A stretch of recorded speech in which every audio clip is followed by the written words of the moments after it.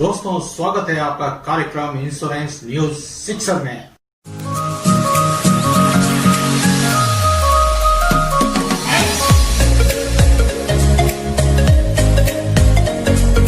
दोस्तों, इस कार्यक्रम में हम सप्ताह भर की इंश्योरेंस से रिलेटेड मुख्य खबरें लेकर आते हैं। इसमें 6 प्रमुख खबरें होती हैं, तो हम शुरुआत करते हैं 6 प्रमुख खबरों के साथ।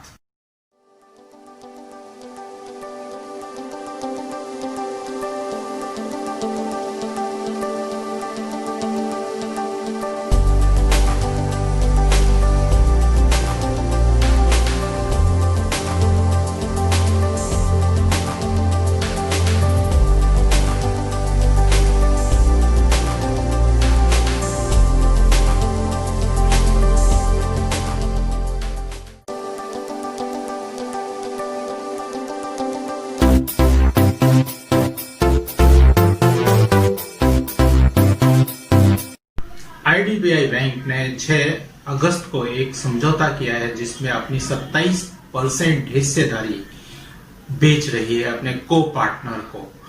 तो उसका जो आईडीबीआई बैंक की बीमा कंपनी है, IDBI Federal Life Insurance company, जिसके main partner Ageas insurance company जो कि यूरोप की एक जानी पहचानी कंपनी है, और फेडरल बैंक, ये दोनों पार्टनर को अपनी 27% हिस्सेदारी बेच रही है। यह समझौता करीब 595 करोड़ रुपए का हुआ है। इसमें 23% जो हिस्सेदारी है वो एजिस इंश्योरेंस कंपनी खरीदेगी और 4% हिस्सेदारी फेडरल बैंक खरीदेगी। विघ्नेश सलमे, MD and CEO of the company, उन्होंने पूरी जानकारी दी। उन्होंने कहा यह डील होने से कंपनी की परफॉर्मेंस पहले से बेहतर हो जाएगी और कंपनी पहले से और अच्छा परफॉर्म करेगी। यह समझौता शेयर परचेज एग्रीमेंट एसपीए के तहत हुआ है। कंप्लीट ट्रांजैक्शन करीब 31 दिसंबर तक होने की उम्मीद है। विघ्नेश शर्मे, MD and CEO of IDBI Federal Life Insurance company ने बताया कि यह डील होने से कंपनी की परफॉर्मेंस पहले से और भी बेहतर होगी। उन्होंने बताया अगर एफडीआई नियमों में ढील मिलती है तो आईडीबीआई बैंक अपनी पूरी की पूरी हिस्सेदारी एजिस इंश्योरेंस कंपनी को बेच सकती है।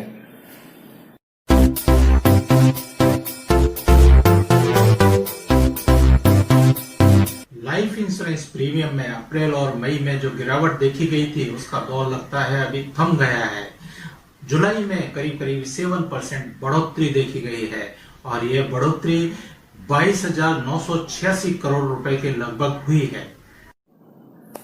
इसमें सबसे अधिक कलेक्शन, प्रीमियम का कलेक्शन एलआईसी का करीब 15,170 करोड़ रुपए हुआ है। सबसे कम एगेन लाइफ इंश्योरेंस करीब 6.85 करोड़ रुपीस हुआ है और सहारा लाइफ का कलेक्शन 0 है।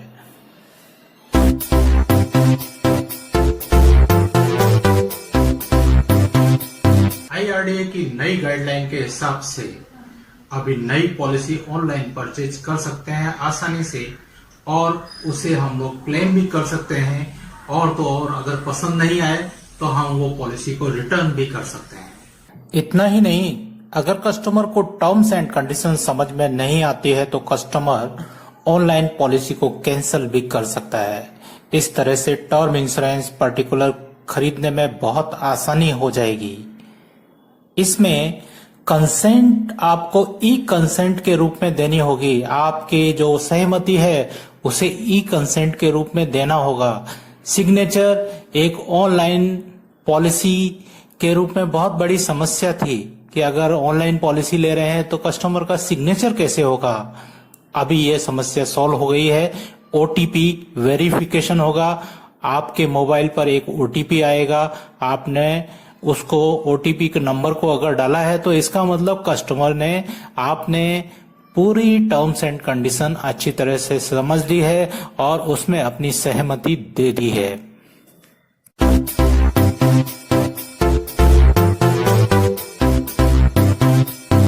Rishi Srivastava, MD and CEO of AIA Tata AIA Life Insurance company ने बताया कि टर्म इंश्योरेंस और डिजिटलाइजेशन की वजह से कंपनी के फर्स्ट ईयर प्रीमियम में करीब करीब 23.8% की ग्रोथ देखी गई है। जहां एक और Tata AIA Life Insurance company की प्रीमियम में 23.8% की फर्स्ट ईयर प्रीमियम में ग्रोथ देखी गई है, वहीं इंडस्ट्री में करीब 18.6% की कमी देखी गई है। उन्होंने ये भी बताया कि स्टाफ की कोई पेमेंट में कट नहीं हुआ है और कोई भी ब्रांच को अभी तक बंद नहीं किया गया है। तो करंट सिनेरियो देखते हुए टाटा AIA लाइफ इंश्योरेंस की परफॉर्मेंस तो बिल्कुल सही है।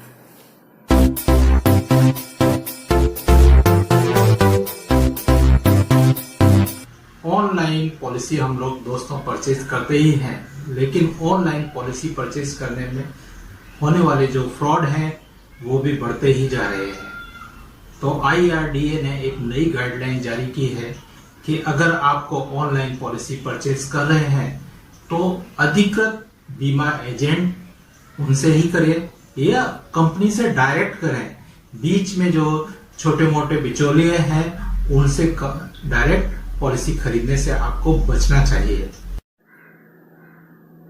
आमतौर पर देखा यह गया है कि कई लोग ऑनलाइन पॉलिसी परचेज करते हैं और फ्रॉड का शिकार हो जाते हैं। आपको भी कोई भी पॉलिसी परचेज करने से पहले एजेंट से ही जहां तक है खरीदने की कोशिश करें, और एजेंट से खरीदने से पहले आप उसका कार्ड, वर्क एक्सपीरियंस या कस्टमर रेफरेंस और करीब उसकी नॉलेज की भी जांच कर लें, ताकि वह आपकी जरूरत के हिसाब से सही प्रोडक्ट दे रहा है या नहीं दे रहा है।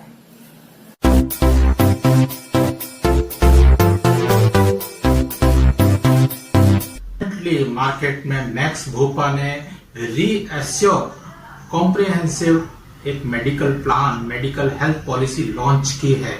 आइए आज हम इसके बारे में ही चर्चा करते हैं। मैक्स भूपा की रीएश्योर नाम से एक कॉम्प्रिहेंसिव हेल्थ पॉलिसी लॉन्च हुई है। इसके तहत पॉलिसी धारक 1 साल के अंदर कोविड-19 समेत किसी भी बीमारी के इलाज के लिए अपने या फैमिली मेंबर में के लिए कितनी भी बार दावा कर सकता है। इसके लिए पॉलिसी होल्डर को अलग से प्रीमियम पे नहीं करना पड़ेगा। इसे हम उदाहरण से समझते हैं। अगर सपोज 10 लाख का कवर है और एक सदस्य ने पूरा यूज कर लिया है, तो दोबारा वह सदस्य या और कोई भी उसका फैमिली मेंबर फिर से 10 लाख का यूज कर सकता है, और ऐसा 1 साल में कितने बार भी कर सकता है। तो जैसे कि कुछ बीमारियां होती हैं जिसमें रेगुलर पैसे की जरूरत पड़ती रहती है, जैसे कैंसर, किडनी से रिलेटेड प्रॉब्लम है, तो उसमें तो ये पॉलिसी बहुत अच्छी लगती है। अभी देखना ये होगा इस सुविधा की कीमत कस्टमर को कितना प्रीमियम देकर चुकानी पड़ती है। दोस्तों, आप अपने विचार सुझाव आप मुझे अपने कमेंट बॉक्स में लिख सकते हैं या मुझे मेल भी कर सकते हैं। मेल आईडी है insuranceTreasure@gmail.com। दोस्तों, और हाँ, एक बात कहना भूल ही गया कि आप मेरा वीडियो को लाइक करना मत भूलिए और चैनल को प्लीज सब्सक्राइब कीजिए। दोस्तों, मैं भी एक प्रोफेशनल इंश्योरेंस एडवाइजर हूँ। चाहे आप किसी भी कोने में हो, लेकिन अगर आपको कोई पॉलिसी परचेज करनी है या कोई इन्वेस्टमेंट करना चाहते हैं तो आप मुझसे संपर्क कर सकते हैं। मेरा मेल आईडी आपको मालूम ही है, insuranceTreasure@gmail.com। आप मुझे इस पर संपर्क कर सकते हैं। निश्चित तौर पर हम आपके साथ काम करेंगे। दोस्तों, आज के लिए बस इतना ही। अब कुछ समय बाद फिर हम लोग मिलेंगे, कोई एक नए टॉपिक को लेकर, कोई एक नए विचार को लेकर, जिसके ऊपर मैं अपने विचार रखूंगा और आपसे सुझाव और आपकी राय लेता रहूंगा। तब तक के लिए नमस्कार, धन्यवाद, थैंक यू।